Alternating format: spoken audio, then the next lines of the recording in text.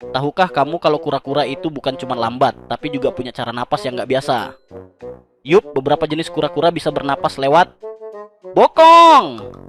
Kedengarannya aneh, tapi ini fakta ilmiah yang super unik. Organ yang mereka gunakan bernama kloaka, semacam saluran serbaguna di bagian belakang tubuh kura-kura, tempat keluar kotoran, telur, dan oksigen.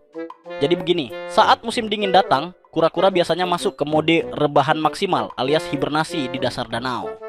Tapi masalahnya, mereka nggak bisa ke permukaan buat ambil napas seperti biasa.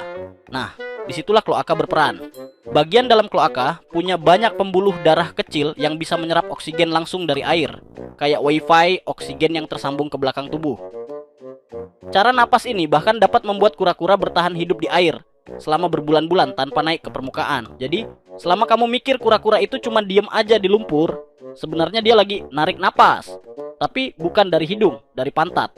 Santai tapi berteknologi tinggi ya.